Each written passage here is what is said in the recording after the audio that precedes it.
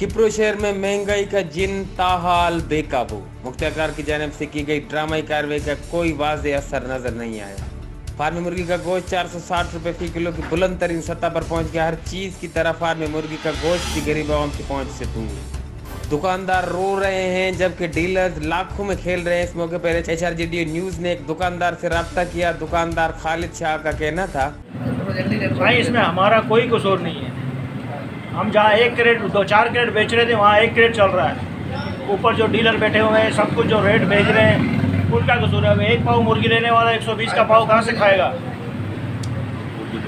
मजदूर की दिहाड़ी वही 400, मुर्गी का रेट 460 रुपये। हम कहाँ जाएँ?